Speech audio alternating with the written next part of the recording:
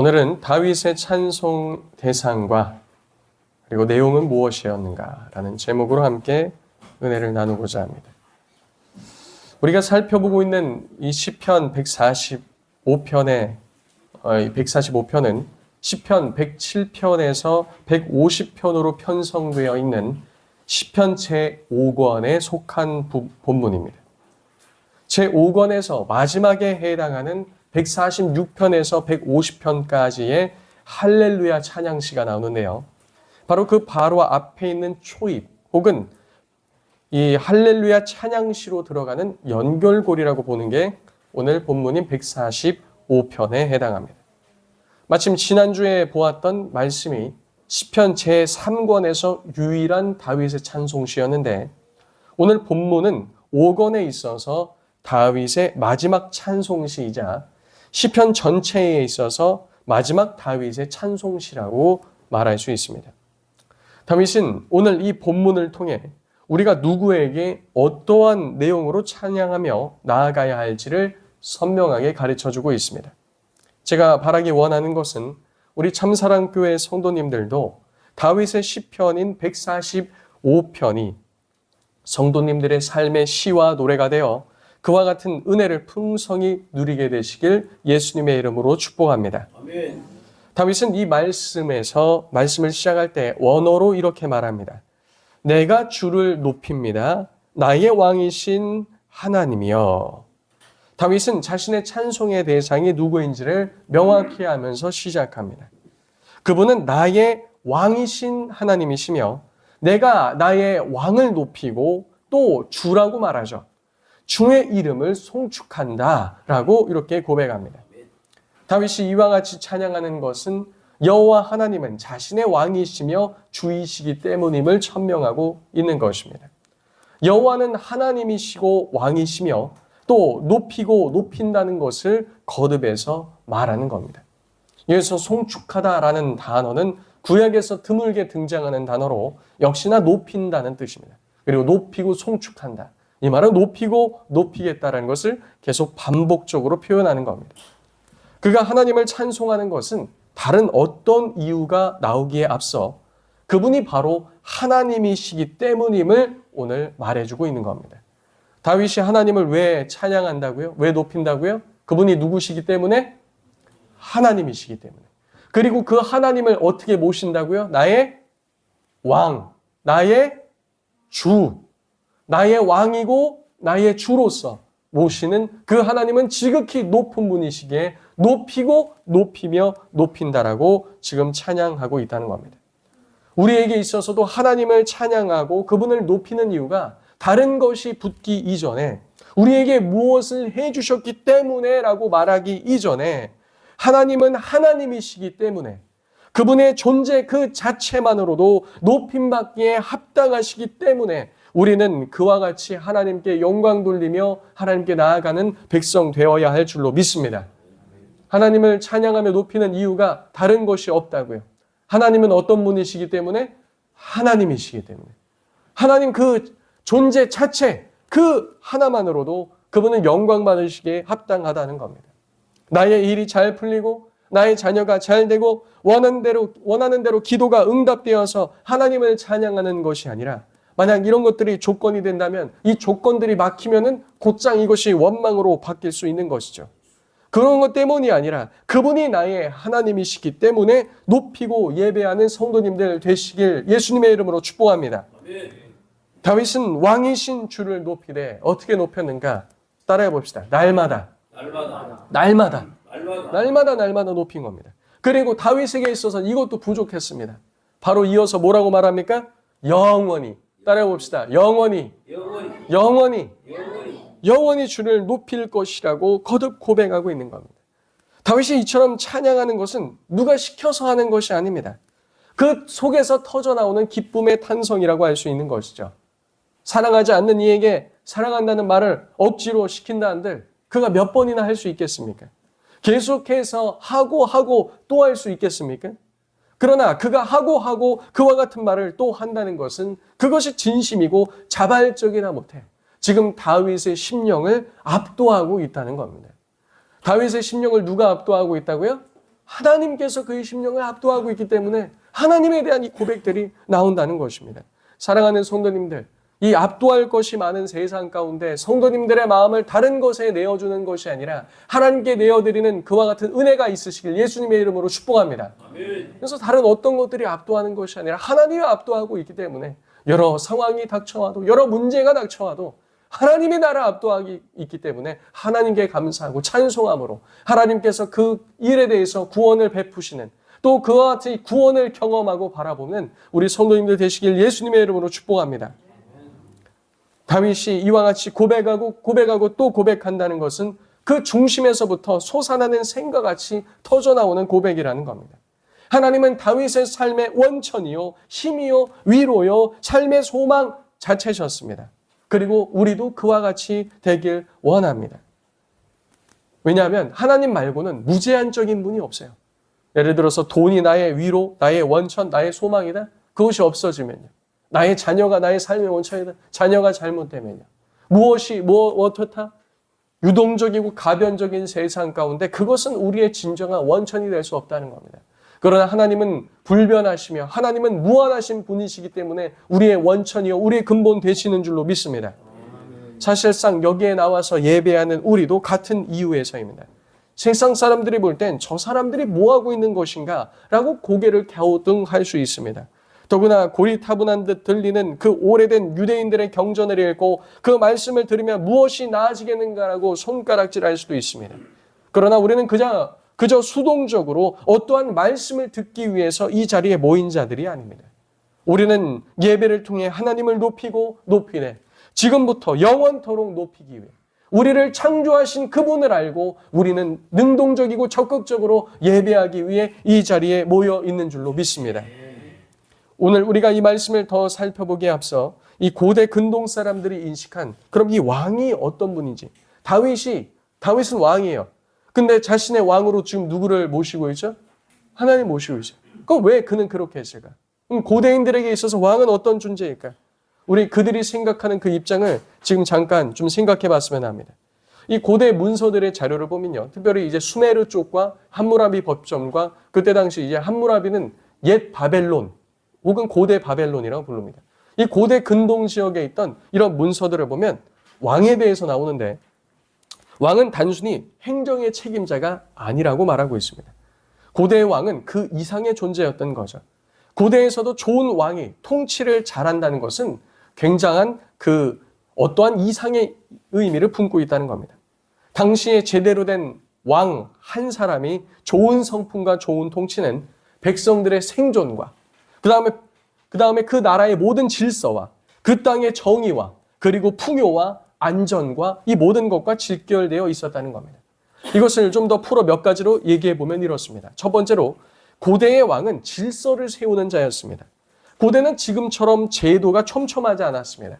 법원, 행정, 복지, 치안 이런 것은 모두 왕권 아래 강하게 묶여 있었죠. 그래서 왕이 바르면은 나라의 전체가 질서 있고 바르게 세워지고 왕이 부패하면은 나라 전체가 흔들렸습니다. 왕은 법을 바로 세우고 억울한 자를 돌보고 강한 자의 횡포를 막고 지방 관리들의 부패와 억압을 억제하는 역할을 해야 했습니다. 두 번째로 고대의 왕은 생존을 보장하는 자였습니다. 외적의 침입으로부터 백성을 보호하고 흉년을 잘 대비하였으며 이 왕이 흉년을 어떻게 컨트롤할 수 없죠. 근데 대비는 할 수 있었습니다. 잘 대비를 했다가 흉년이 찾아왔을 때 어떻게 하죠? 요셉처럼 곳간을 열어서 백성이 굶지 않도록 잘 조절하는 역할을 해야 했습니다. 또한 과도한 세금으로부터 백성을 괴롭히지 않게 지혜롭게 국정을 운영했어야 했으며 국가를 위해서 그때 당시에는 이제 부역을 또 감당했어야 했단 말이죠. 뭐 군사적인 부역, 그리고 뭐 건설이나 이런 것에 대한 부역. 이 부역을 참여함에 있어서도 백성들이 적절하게 감당할 수 있게 그것을 조절할 수 있어야 했습니다. 또 귀족과 군인들이 약탈하지 않도록 위에서 또 백성들의 아래에서 지키는 역할을 해야 되죠. 그렇게 왕은 백성 전체의 생존을 책임지는 자였습니다. 세 번째로 왕은 공의로운 판결을 해야 하는 자였습니다. 특히 고아와 과부와 가난한 자와 빚진 자와 약한 자들을 보호하는 것이 고대의 좋은 통치자의 핵심으로 여겨졌습니다. 그래서 성군이란 단지 강한 제국을 만드는 사람이 아니라 약한 자의 울부짖음도 외면하지 않는 그런 왕이 바로 좋은 왕이었다라는 거죠. 이게 성경에서만 나오는 좋은 왕의 조건이 아니라 아까 말씀드린 고대 문서에서 나온다는 겁니다. 근데 사람이 이와 같이 되기가 쉽습니까? 쉽지 않습니까? 쉽지 않죠. 그래서 좋은 왕들이 잘 나오지 않았습니다. 넷째로 고대의 왕은 신적 질서 혹은 하늘의 뜻을 반영하는 자로 여겼습니다. 고대 근동에서 왕이 단순한 행정가가 아니라 신들의 질서를 땅에 구현하는 존재처럼 여겨지는 경우가 많았죠. 그래서 다윗은 하나님을 누구로 모셨습니까? 왕으로 모셨다는 거예요. 그럼 이 의미가 어떤 것인가? 왕이 하나님께서 그 다윗의 나라에 무엇을 세우시고요? 질서를 세우시고 다윗을 또 어떻게 하시며? 생존케 하시며 또 하나님께서 공의로운 판결을 내리시되 억울한 일 그리고 악한 대적과 이방 원수로부터 그를 지키시고 또 하나님의 뜻을 그에게 펼쳐 보이시는 그와 같은 왕으로서 하나님을 섬기며 나아갔다는 겁니다. 이상적인 인간 왕과는 비교할 수 없는 완전하신 하나님이셨기에 다윗은 그분을 하나님을 왕으로 모셨을 때 어떤 그런 기분이었는지 어떤 입장이었는지 우리는 이런 것을 통해서 좀 더 입체적으로 볼 수 있다는 겁니다. 자, 그러면 우리는 이와 같은 세상 살아갈 때 우리도 누구를 왕으로 모시고요? 하나님을 왕으로 모시고 살면 이와 같은 모든 은택과 이와 같은 모든 혜택이 있습니까? 없습니까? 있다는 겁니다. 그런 왕 아래서 사는 다윗은 어땠을까? 그리고 만약 그와 같은 왕이 있었다면 그 아래 사는 백성들의 삶은 어땠을까요? 백성들이 가장 바라는 것은 거창한 것이 아니라 자기의 밭을 갈고 자기 가족을 먹이며 자식을 키우고 평안히 잠자는 것 아니었겠습니까?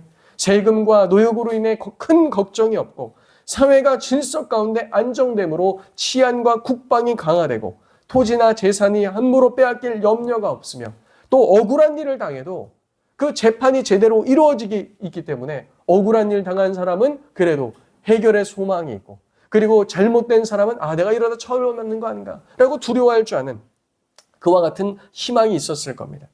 그 백성들은 그런 왕을 섬긴다면 보호자처럼 여겼을 겁니다. 백성을 지켜주고 억울함을 풀어주고 외국 적군들로부터 막아준다면 백성은 왕을 자기의 삶의 보호자요 울타리처럼 여겼을 것이라는 거죠. 그래서 우리는 누구 때문에 산다? 왕 때문에 산다. 훌륭한 왕이 있어서 우리는 살아갈 수 있다. 그리고 감사와 존경의 대상이 되었을 겁니다. 역사에서도 좋은 왕은 드물었기에 백성은 성군의 역할을 더욱더 크게 기억합니다. 그래서 백성은 좋은 왕을 향해 존경과 감사와 충성과 자랑스러움을 가졌을 것이죠. 그런 왕의 존재는 단지 존재만으로도 백성에게 안전과 안정의 상징이 되었을 겁니다. 그래서 좋은 왕은 단지 행정적 업적을 남긴 왕이 아니라 그와 같이 상징적이라는 겁니다. 이러한 것이 고대인들이 좋은 왕에 대해서 생각했던 것입니다. 자, 그렇다면 좋은 왕에 대해 고대인들의 생각을 비추어 다윗이 하나님을 나의 왕, 나의 주로 부르면서 찬양할 때 그는 어떤 심정이었는지 우리는 생각해 볼 수 있는 것이죠. 또 우리는 지난주에 살펴보았던 주인과 종의 관계가 언약적 관계에 있다라는 부분도 함께 이야기하지 않았습니까? 다윗은 여러 가지 어려운 상황 속에서 그 언약이 흔들리는 것처럼 보이는 상황 속에서도 자신을 더 어디로 밀어넣습니까? 언약 가운데로 밀어넣어요. 언약 가운데로 밀어넣는다면 나는 주인에게 무엇하면 되고 충성하면 되고 주인은 나에게 무엇을 해줍니까? 그거에 따라서 그의 신실함을 보인다는 거예요. 그런 왕, 그런 주, 여호와 하나님을 왕으로 섬기고 주인으로 섬기는 다윗, 그의 심정은 어땠겠습니까? 그의 마음은 평안하며 여러 가지 문제가 터지고 삶이 어지럽고 세상이 혼돈스럽다 할지라도 그 왕이 지키시고 그 주인이 책임져 주시는 그의 삶, 그의 나라, 그의 백성 복인 줄로 믿습니다. 우리도 그와 같이 여호와 하나님을 우리의 왕이자 우리의 주인으로 섬긴다면 하나님께서 우리의 개인을 돌보실 뿐만 아니라 우리의 가정을 돌보시며 우리의 자녀를 책임져 주시며 아름다운 길로 선한 길로 인도하여 주실 줄로 믿습니다.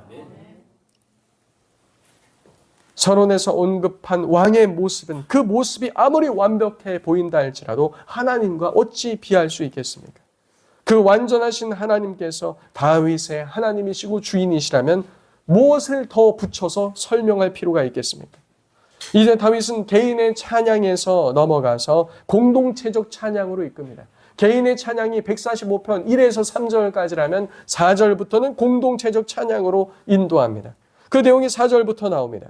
다윗은 주께서 대대로 행하신 일에 대해서, 주께서 행하신 능한 일에 대해서, 기이한 일에 대해서 언급을 합니다. 다윗은 찬미의 노래를 하였으며 노래와 모든 표현으로 사람들에게 하나님을 자랑하고 있는 겁니다. 여기서 선포한다라고 하는데 뭘 선포하겠습니까? 하나님께서 하신 일들을 선포하는 거예요. 다른 말로 하면 자랑이죠. 이것이 바로 전도 아니겠습니까? 알리면서 자랑하며 선포하는 것. 그리고 하나님께서 하신 일들에 대해서 조용히 읊조린다라고 말하는데 이것은 묵상한다는 겁니다. 하나님께서 나에게 행하신 일들에 대해서 묵상하는 거예요. 하신 일에 대해서 노래, 그리고 자랑, 그리고 묵상. 나의 삶의 모든 순간 속에서 하나님을 생각한다는 거죠. 6절에 말하는 주의 두려운 권능과 위대하심이 나옵니다. 그가 행한 그와 같은 노래, 선포, 묵상은 바로 어떻게 하나님께서 다윗을 구원하셨는지, 그리고 어떻게 이스라엘을 구원하셨는지에 대해서 노래하고 그리고 자랑하고 묵상하겠다라는 것입니다. 하나님께서는 다윗을 그렇게 구원하셨습니다. 그런 구원을 보이셨습니다. 하나님께서는 이스라엘에게도 그와 같은 것을 보이셨습니다. 특히나 우리가 이전에 살펴보았던 출애굽기와 민수기 말씀을 통해서도 그 내용이 잘 나타나 있지 않습니까? 하나님은 다윗을 소홀에서 건지셨으며 또 이스라엘을 애굽의 영원한 종될 수밖에 없는 곳에서 참 자유를 주시고 거룩한 백성으로 부르셨다는 겁니다. 이것은 사람으로서는 능히 할 수 없으며 어떤 세상의 신들의 신들이라도 할 수 없는 그런 일들이었습니다. 오직 누구만이 하실 수 있었죠? 하나님께서만이 하실 수 있었다는 겁니다. 근데 여기서 말하는 구원은 단지 우리의 영혼의 구원만을 말하고 있지 않아요. 질병에서도 건지시는 것을 구원이라고 성경은 말합니다. 여러 어려운 상황과 환경 속에서도 건지시는 걸 구원이라고 말합니다. 대적 가운데도 건지시는 걸 하나님은 구원이라고 말합니다. 그와 같이 하나님을 왕 삼고 주임 삼은 백성에게 하나님은 이런 모습과 저런 모습 속에서도 주의 구원을 베푸시고 우리를 인도하실 줄로 믿습니다. 하나님께서 이와 같은 일을 하시는 이유는 하나님 자신으로 인함입니다. 우리가 가진 조건 때문이 아닙니다. 우리가 무엇을 잘해서 건지신 것이 아닙니다. 어떤 이유에서가 아니라 바로 오직 그 이유는 하나님 안에서 찾을 수 있다는 것이죠. 하나님께서는 자신의 의로움을 나타내시되 사람과 같이 아니하셨습니다. 그것이 7절과 8절에 나오죠. 하나님은 의를 행하시고 선포하시되 우리와 같지 않으셨어요. 우리는 의를 행할 때 누군가에게 의를 행해줬는데 그 사람이 뒤에서 칼을 꼽습니다. 그럼 어떻게 하죠? 이제 그때부터 전쟁이 시작되는 거예요. 감히 나한테 칼을 꼽아? 내가 잘해줬는데 언제까지?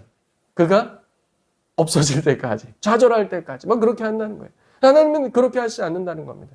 우리 찬송에도 있죠. 우리는 늘 주님을 어떻게 하나? 늘 배반하나. 주께서는 우리와 다르신 하나님이시기 때문에 늘 자신의 의를 우리에게 선포하시고 8절에 보면 무엇이 나옵니까? 은혜를 베푸신다라고 말하고 있죠. 주께서는 은혜로우시며 긍휼이 많으시며 노하기를 더디하시며 인자하심이 크신 하나님인 것을 말해주고 있습니다. 이것을 출애굽기 34장에도 보이셨죠. 그 출애굽한 백성들이 하나님을 떠나 곧 그와 같이 배반하여 금송아지를 우상으로 섬기면서 나아갔을 때, 그리고 그곳에서 이제 떠나서 약속의 땅 가나안 땅 그 앞에서도 똑같이 어떤 면에서는 금송아지 사건보다 더한 일들을 그들이 행했을 때 모세는 무엇을 하나님 앞에 기도했습니까? 하나님이 어떤 분이신지를 선포했습니다. 다윗도 오늘 이 말씀에서 이 하나님이 어떤 분이신지를 선포한다는 겁니다. 다윗이 이 자리에 서서 하나님을 예배하고 그와 같이 하나님께 찬송할 수 있었던 모든 그 이유는 다윗이 잘했기 때문이가 아닙니다.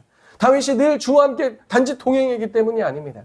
하나님께서 은혜가 크시고 자비하시며 인자하신 하나님이시기 때문에 자기가 오늘 이 자리에 서 있다는 것입니다. 이것이 저와 성도님들의 고백이 되어야 할 줄로 믿습니다. 그리고 이와 같은 것이 9절에도 반복되죠. 여기서 선대하신다라는 말은 은혜로우시다는 말입니다. 하나님께서는 이제는 다윗 개인에게서 이스라엘 공동체에게서 넘어서 어디까지로 지금 확장해서 나가는가? 하나님께서는 모든 것에 은혜로우시다. 그 은혜는 모든 것에 미치고 있다라고 다윗은 하나님을 찬양하는 개념을 더 확장시키고 있습니다. 하나님은 그 크신 은혜를 다윗의 찬양과 이스라엘 공동체의 찬양을 넘어서 모든 만물에게로 확장시키십니다. 그 지음받은 모든 것이 오늘날까지 일어나 그리고 앞으로도 계속해서 하나님을 찬양하며 하나님께 감사하며 나아갈 것입니다. 하나님께서 빛이 있으라라고 창조하신 이후에 그리고 하나님께서 낮과 밤을 나누신 이후에 늘 낮과 밤은 어떻게 되죠? 오늘도 아침에는 그와 같이 하나님께서 명하신 그 일들을 행하며 밤에는 모든 불을 끄고 하나님께서 우리들에게 안식을 주신 그 안식을 우리에게 주며 모든 만물의 생물과 모든 피조 세계들은 하나님 앞에 어떻게 하고 있습니까? 하나님이 만드신 그 모든 질서에 따라 그분을 예배하고 그분 앞에 나아가고 있다는 겁니다. 그것을 본 모든 백성들도 어떻게 해야 된다는 거죠? 그와 같이 그 역할에 따라서 신실함을 다하며 하나님을 찬양하는 데까지 나아가야 한다는 겁니다. 다윗은 찬송하기를 자신의 왕으로 있는 나라가 아닌 주께서 다스리시는 나라에 대해 찬양하며 그 나라의 영원성에 대해서 언급하고 나아갑니다. 여기서 통치는 영원한 것이니 이 통치하고 나라하고 같은 뜻입니다. 이 통치는 영원한 것이니 주의 나라는 영원한 것이니 대대의 즉 세대의 세대를 거쳐서 일어날 것임을 고백하고 있는 거죠. 자 보십시오. 다윗에게서 시작해서 그리고 이스라엘 백성 전체에게로 이스라엘 백성에게서 시작해서 온 만물에게로 시작해서 이제 세대와 세대를 거쳐서 어디까지? 영원까지 주의 은혜는 미칠 것이라고 그는 고백하고 있는 것입니다. 이제 주의 은혜와 자비는 높음과 광활함을 넘어서 어디에까지 임하는가? 그 은혜는 낮은 곳에도 임한다고 다윗은 말하고 있습니다. 14절에 보면 다윗은 넘어지는 자와 비굴한 자를 일으키신다고 말합니다. 여기서 비굴한 자는 머리를 숙인 자를 말합니다. 그러면 그는 왜 머리를 숙였는가? 바로 고통과 좌절로 인해서 머리를 숙인 상태를 말하는 것입니다. 왕이신 하나님은 그와 같이 약한 자들과 연약한 자들을 붙드시니 실로 앞에서 말했던 고대인들이 생각한 이상적인 왕의 모습 가운데 누가 이 완전한 모델링으로 서 계십니까? 하나님이 그렇게 계신다는 거예요. 하나님께서 그의 백성들을 그냥 두지 아니하시고 지극히 연약한 가운데 그래서 그들이 애굽에서 종살이하는 그와 같은 지극히 연약함 속에서도 그들을 어떻게 하셨습니까? 건지셨고 그들이 출애굽한 과정 가운데도 그들의 연약함 가운데 계속해서 그들을 어떻게 하셨습니까? 건지셨습니다. 우리도 어떻습니까? 우리가 하나님을 믿다가 잠깐 떠났다 다시 돌아온 경험이 있는 성도님들은 아실 겁니다. 언제 우리를 건지셨죠? 우리가 하나님을 배반하고 찾지도 않고 그와 같이 연약한 순간에 가장 인생에서 낮아진 그 순간에 하나님은 우리에게 무엇을 베푸셨죠? 은혜를 베푸셨다는 겁니다. 또 주께서는 넘어지는 자들과 낙심하는 자들만은 붙드시는 것이 아니라 모든 눈이 그를 향하게 하셨으며 그와 같이 은혜를 맛본 자들이 주를 향해서 눈을 들 때 그들에게 무엇을 주셨습니까? 때를 따라 먹이시기도 하셨음을 오늘 다윗은 말하고 있는 겁니다. 이 먹이시고 입히시는 경험은 다윗 개인의 인생에 있어서 일평생 경험했을 뿐만 아니라 당시 다윗이 다스리고 있던 이스라엘 나라 그리고 출애굽하는 모든 여정 가운데 먹이시고 입히시는 하나님 그리고 오늘날 우리에게도 때를 따라 입히시고 먹이시는 것을 경험케 하심으로 이 은혜가 변치 않음을 보이신다는 겁니다. 다윗이 막상 왕이 되고 나라를 통치해 보니까 이 왕이 혼자 열심을 다한다고 나라가 돌아가요? 안 돌아가요? 안 돌아가요. 하나님께서 하시는 거라고요. 그리고 이것이 확장돼서 모든 피조물에게까지 이 모든 피조물이 어떻게 오늘날까지 유지되고 있습니까? 하나님께서 아침마다 햇살을 주시고 물을 주시고 아침에 일어난 새들과 모든 창조물들과 모든 피조물들은 먹을 것을 먹고 공기로 호흡하고 이와 같이 태양이 각도가 틀어지지 않고 이 자전과 이 궤도를 벗어나지 않고 오늘날도 여전히 창조된 이래에 오늘날까지 유지되고 있기에 오늘 우리는 이와 같은 것을 경험하고 있는 건 아닙니까? 가정을 꾸려봐서 아시지 않습니까? 열심히 한다고 다 그렇게 되는 게 아니라는 것을 더 높은 차원에서도 마찬가지죠. 하나님께서 붙들고 계시기에 그 모든 은혜가 우리에게 임하는 줄로 믿습니다. 다윗은 이 모든 것을 보면서 생명과 날마다 먹을 것을 공급하시는 원천이 하나님이심을 고백하고 있는 겁니다. 그와 같이 은혜를 주사 그 소원을 또한 만족하게 하셨다고 말합니다. 주께서 하시는 모든 일은 의로우신 것과 은혜로우신 것을 17절에 다시 한번 반복하며 하나님께서는 그에게 찾아와 간구하는 자들을 또한 가까이 하심도 말하죠. 자신을 경외하는 자들에게 소원을 이루어 주시고 구원해 주실 것이라고 다시 한번 말하고 있습니다. 우리 주님은 그러한 분이시기 때문입니다. 이 세상에서는요, 직급이 올라가면 올라갈수록 쉽게 그 사람을 만날 수 있습니까? 없습니까? 없어요. 없습니다. 이 부천시장 만나는 것도 쉬울까요? 어려울까요? 어려워요. 그냥 뭐 가서 뭐 녹화한다고 열어줍니까? 아니요. 뭐 미리 약속도 잡아야 되고, 뭐 비서관도 뭐 만나야 되고, 뭐 면담도 해야 되고, 시간도 잡아야 되고. 어렵죠. 하물며 뭐 나라의 대통령을 만나겠다. 아, 내가 좀 뭐 할 게 있어서 대통령 좀 만나서 얘기해야겠다. 어려운 겁니다. 내가 큰 대기업을 하는데 아, 나 좀 회사에 문제가 있어서 우리 회장님 만나서 좀 독대 좀 해야겠다. 이게 됩니까? 안 되는 거예요. 근데 우리 하나님은요. 주를 가까이 하는 자를 어떻게 하신다고요? 주를 가까이 하는 자? 가까이 하신다고요. 주를 만나고자 하는 자 어떻게 하신다고요? 만나주신다고요. 이런 왕이 세상에 있습니까? 없습니까? 없어요. 다윗은 그 하나님을 섬기고 있는 겁니다. 그리고 그의 백성들도 그와 같은 하나님을 섬기고 있으며 우리도 그와 같은 하나님의 백성이고 그의 종인 줄로 믿습니다. 하나님은 자신을 경외하는 자들의 소원을 만족하게 하시되 진실로 간구하는 자, 이 진실로 간구하는 자는 역시나 경외하는 자를 말합니다. 경외하는 자의 부르짖음을 듣고 구원하실 것이라고 말하죠. 사랑하는 성도님들, 이 세상의 다른 여러 가지를 왕과 주로 섬기지 마시기 바랍니다. 그는 우리에게 무한한 원천이 될 수 없습니다. 돈, 그리고 명예, 뭐 어떤 뭐 학벌, 어떤 지식, 그거는 있다가도 없어지는 거며 없다가도 있는 겁니다. 그것이 있다고 잘 되는 것도 아니며 그것이 없다고 망하는 것도 아닙니다. 그것은 흔들리고 없어지기 쉬우나 우리의 하나님을 진실되게 찾고 그분을 원천으로 삼는 그 백성에겐 하나님께서 자신의 거룩함을 보이실 줄로 믿습니다. 그와 같이 나아가라는 겁니다. 그렇다면 이 말씀이 오늘날 우리들에게 주는 위로와 소망은 무엇일까요? 먼저 다윗은 하나님은 우리의 하나님이시라는 겁니다. 다윗은 하나님은 우리의 하나님이시라는 것을 강조하고 있습니다. 세상 살 동안 다른 것을 모시지 말고 하나님을 왕 그리고 하나님을 우리의 주로 모시는 저와 여러분들 되시길 예수님의 이름으로 축복합니다. 하나님께서는 친히 우리 왕이 되시고 주가 되셨다는 그 사실 하나만으로도 우리는 기뻐해야 한다는 것이죠. 우리가 하나님을 어떻게 알고 고백하며 살아가겠습니까? 주께서 그 모든 은혜를 우리에게 베푸셨기 때문입니다. 그 하나님은 우리를 죄에서 단지 건지시고 계시는 그런 분이 아니라 더 놀라우신 하나님인 거죠. 근데 우리는 그 하나님을 왕과 주로 섬긴다고 입으로 말하면서 어떻게 합니까? 실제로는 그냥 나를 건지시는 분 정도로만 생각하는 경우가 많다는 거예요. 건지시는 분, 언제 필요해요? 언제 건짐이 필요하죠? 건질 만한 그 상황이 왔을 때, 위기 때. 그래서 평소에는 자신의 인생과 상관없이 마치 하늘에만 계시는 분으로 생각하였다가 우리의 인생의 어려움을 닥칠 때, 하나님께 필요할 때 기도하면 짠 하고 나타나서 우리를 건지시는 분으로 생각할 때가 많다는 거예요. 마치 소방관과 구조대와 같이 말입니다. 하나님은 우리의 필요한 위급한 상황에만 찾아야 되는 그런 분이 아닙니다. 물론 우리 주변에는 그와 같은 자들이 있죠. 예를 들면 119 구급대원은 어디에 있습니까? 119 구급대가 어디 있습니까? 우리 곁에 있어요. 어디 있죠? 좀만 밑으로 내려가면 어디 있습니까?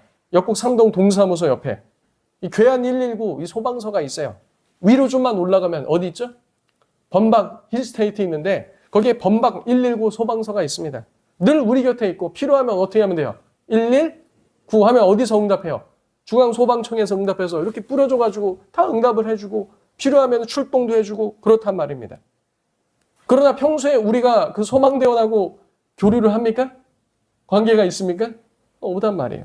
마치 우리가 하나님을 대할 때 그렇게 대하는 것은 아닌지 생각해 볼 필요가 있다는 겁니다. 분명 다윗이 모신 하나님은 그의 왕이셨으며 그로 인해서 하나님으로 인해서 그의 인생과 삶에 하나님의 통치와 질서가 그의 삶 안으로 들어와 있었고 하나님께서는 그의 삶의, 그의 인생의 질서를 세우셨으며 중심을 잡아 주셨으며 그의 인생의 한복판에서 역사하시는 하나님이셨다는 겁니다.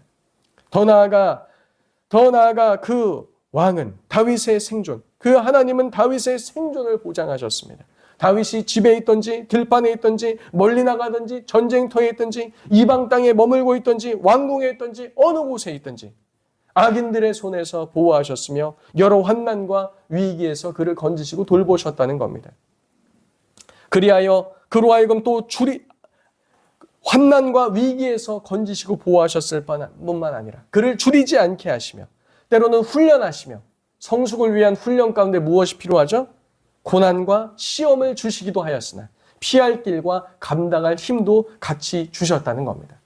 하나님께서는 정확히 이스라엘에 대해서도 이렇게 하셨죠. 다윗에게만 이렇게 하신 것이 아닙니다. 이스라엘에게도 그렇게 하셨습니다. 그리고 하나님은 다윗과 이 언약을 맺으셨는데 이 다윗이 왕으로서 대표자로서 언약을 맺었기 때문에 이 모든 언약은 누구의 것이었습니까? 이스라엘의 것이었죠. 이스라엘의 것이었습니다. 그래서 다윗이 떠난 이후에도 하나님은 늘 무엇을 기억하십니까? 다윗과 한 언약을 기억하셨다는 겁니다. 다윗은 이 위대한 왕을 모시며 감사와 찬송을 하고 그 은혜는 이스라엘과 오늘날 누구에게까지요? 영적인 이스라엘이 된 우리에게까지 동일하게 임하고 있다는 겁니다. 그래서 주께서는 우리를 구원하시며 멸망에서 건지시며 자녀 삼으시며 하나님을 알지 못했던 그 때에도 다윗의 언약을 기억하셔서 우리에게 그 은혜를 베푸시는 그 모든 것은 주의 은혜로운 은혜이시며 긍휼히 여기시는 그 긍휼하심이며 노하기를 더디하시는 주님의 크신 인자하심 때문인 줄로 믿습니다. 우리가 잘해서가 아니라는 거예요. 그런데 이 모든 것은 어디에서 완전한 성취를 이뤘을까요? 바로 아들 예수 그리스도를 통해서 이루어졌다는 거예요. 다윗이 하나님과 그의 백성으로, 백성의 지도자 왕으로, 그리고 하나님은 주인이시고 종으로 그 언약 관계 속에 들어가니 그 백성들이 다 어떻게 돼요? 그 언약 관계 속에 들어가요. 그 둘째 아담이시자 그리고 다윗의 예표이신 예수 그리스도께서 그의 피로써 누구와 언약을 맺으셨습니까? 새 언약을 아버지와 우리와의 그 관계성 속에서 맺으시고 그 아들을 통해서 우리는 어디 안에 들어와 있는 겁니까? 그 언약 속에 들어와 있는 줄로 믿습니다. 그 언약 속에 들어와 있는 거예요. 하나님께서 그 아들을 건지신 그 건짐과 같이 그 건짐을 누구에게도 허락하십니까? 우리에게도 허락하신다는 거예요. 그리고 14절에서 16절에 보십시오. 모든 넘어지는 자들을 붙드시며 그리고 어떻게 합니까? 그리고 낭망하는 자들, 고개를 떨군 자들의 그 고개를 들게 하시고 그들로 하여금 모든 눈을 주에게로 앙망하게 하시며 먹을 것을 주시고 모든 생물의 소원을 만족해 하셨습니다. 또 18절에 보시면 자기에게 간구하고는 그 모든 진실하게 간구하는 자들에게 하나님께서는 자신의 은혜를 비추셨죠. 예수님께서는 죄로 인해 멸망 가운데 있는 그 자녀들을 오늘날도 이와 같이 붙들고 계시다는 겁니다. 모든 죄의 사슬에서 우리를 끊으셔서 불쌍히 여기셨습니다. 우리가 하나님을 찾지 않았을 때 어디 있었습니까? 지극히 낮은 곳에 있었어요. 그 낮은 곳에 머리를 떨구고 그와 같이 비천이 있는 우리에게 누가 찾아오셨죠? 우리 주 예수 그리스도께서 찾아오셔서 우리에게 구원함을 베푸셨어요. 그 죄와 사슬을 끊고 말입니다. 예수님 시대에도 예수님 앞에 혈루증 앓던 여인, 혈루증으로 12년간 고생하며 앓으면서 그와 같은 모든 소망이 없던 자, 그리고 그 회당장 야이로 자신의 딸이 죽어가는 그와 같은 위기의 상황 속에 모든 소망이 꺼져가는 그 순간 주께서는 죽음의 권세를 끊으시며 그들을 건지셨습니다. 눈먼 자들이 부르짖었을 때도 그들을 자유케 하셨으며 죄와 어둠의 권세에 매인 자들도 자유케 하셨습니다. 그리고 그와 같이 주를 쫓던 자들에게 어떻게 하셨죠? 주를 쫓으면서 주를 바라보고 있던 그 모든 자들에게 주님께서 친히 하늘에서 내려오는 생명의 떡이 되셔서 그곳에 있는 장정만 5,000명과 장정만 7,000명에게 무엇을 주셨습니까?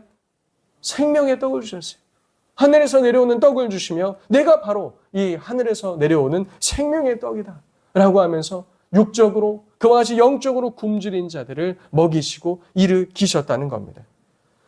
그리고 죄인들에게 가까이 오시는 주에 대해서도 시편 145편이 말했죠. 멀리서 혹여나 주를 볼 수 있을까? 키가 작았던 삭개오가 돌무화과 나무 위에 올라갔을 때 누가 곁에 오십니까? 예수님께서 그 아래까지 오셔서 내가 오늘 너의 집에 유하리라. 내가 오늘 너와 함께 있으리라. 그와 같이 넘어지는 자, 죄인들, 당시에 의인이라고 말했던 바리새인들과 서기관들은 멀리하였으나 예수님은 그들의 친구가 되시며 그들과 함께 계셨다는 겁니다. 오늘날은 어떻습니까? 주께서 친히 우리를 구원하셨을 뿐만 아니라 주의 성령께서 우리 가운데 함께 계시며 우리 가운데 내주하고 계시는 줄로 믿습니다. 다윗의 찬송은 그와 같이 다윗 개인에게서 시작해서 이스라엘 전체로 퍼졌으며 이스라엘 전체에서 만물 전체로 퍼졌으며 그리고 이 145편은 장차 오실 예수 그리스도께서 어떤 사역을 하시며 성취하실 것과 그리고 예수 그리스도께서 값주고 사실 그 백성과 그 하나님 사이에서 어떤 관계가 있는지도 오늘 이 본문을 통해서 우리들에게 말해주고 있다는 사실입니다. 사랑하는 성도님들, 그렇기에 아들 예수님을 통해서 우리 아버지 하나님을 우리의 왕이자 주인으로 섬기는 주의 성도님들이요. 다른 세상의 어떤 것들을 왕과 주인으로 모시며 사는 자들이 아니라 은혜가 풍성하고 그리고 인자하시며 긍휼이 크시며 노하기를 더디하신 그 하나님께 우리의 인생을 전부 맡기며 주 앞으로 나아가는 일평생 주의 종으로 주의 백성으로서 하나님을 섬기며 나아가는 그와 같은 성도님들 다 되시길 예수님의 이름으로 축복합니다. 그와 같이 나와서 하나님을 예배하는 성도님들 되시길 이 좋으신 하나님을 날마다 그리고 영원토록 찬양하시는 성도님들 모두 되시길 예수님의 이름으로 축복합니다. 이 시간 우리 들은 말씀 놓고 함께 기도합시다.